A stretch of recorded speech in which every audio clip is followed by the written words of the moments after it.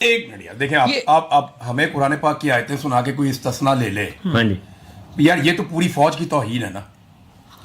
مجھے بتائیں ہمارے لاکھوں فوجی ہیں وہ بندوقیں اٹھا کے بارڈر پہ کھڑے ہیں وہ جان دینا چاہتے ہیں یہ ان سب کی توہین نہیں ہے استثنا بالکل ان سب کی توہین ہے نا.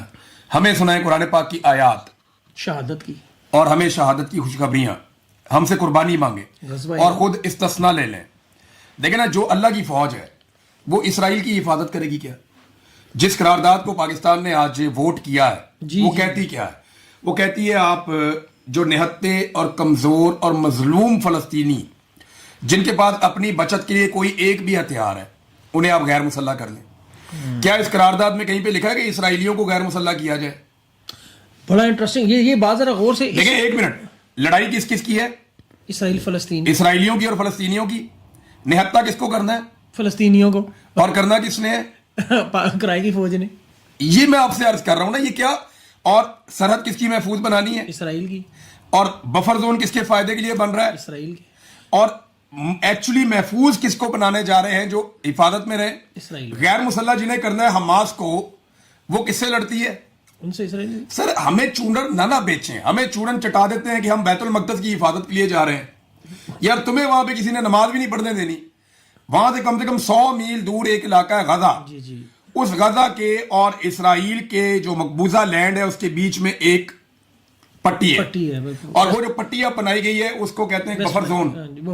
اب وہ جو بفر زون بنایا گیا اس کی اس طرف رہنے والے جو مسلمان ہیں وہ کبھی بھی مزاحمت نہ کر سکیں اپنی آزادی کی جدوجہد نہ کر سکیں.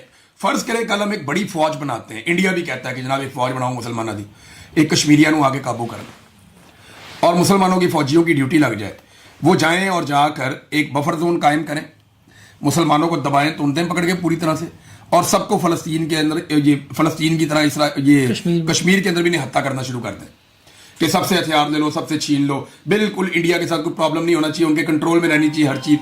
یہ جو ہے نا یہ طریقہ واردات ہے. یہ ایکچولی ڈونلڈ ٹرمپ کو خوش کر رہے ہیں اور ان کو کبھی بھی ڈونلڈ ٹرمپ کو اتنا خوش نہیں کرنا تھا. تھوڑا بہت خوش کرنا بھی کافی ہوتا ہے. اتنا زیادہ خوش کر رہے ہیں صرف عمران خان کی وجہ سے. انہوں نے ہیومن رائٹس کی جو وائلیشنز کر دی ہیں پاکستان میں جو بار بار قتل عام کیا پاکستان میں پاکستانیوں کو انہوں نے کر لیا ناراض. پاکستانی اس اسٹیبلشمنٹ یعنی عاصم منیر کو پسند نہیں کرتے پاکستانی. آپ کا نہیں سمجھ آ رہی تو ابھی ٹویٹر پہ ٹویٹ کر دیں عمران خان پسند ہے یا عاصم منیر. پاکستانی 5 منٹ میں اوقات دکھا دیں گے. تو معاملہ یہ ہے کہ پاکستانی اس وقت نہ عاصم منیر کو پسند کر رہے ہیں نہ یہ ان کی مسلط کردہ حکومت کو پسند کر رہے ہیں. ایسے ہی ہے. تو کیونکہ عوام کے اندر ان کا سٹیک کوئی نہیں ہے تو یہ اپنا سارا سٹیک انہوں نے اٹھا کے پاکستان سے باہر رکھ دیا اور ان کی سپورٹ کے ساتھ اب یہ غاصبانہ اپنا انہوں نے قبضہ جاری رکھا ہوا ہے. میری نظر میں استثنا والا جو فیصلہ ہے یہ پاکستان کے ایک ایک فوجی جوان کی توہین ہے. یہ زیادتی ہے کیونکہ یہ غیر اسلامی ہے غیر شرعی ہے اور پاکستان کے آئین کی جو بنیادی روح ہے اس سے یہ متصادم ہے.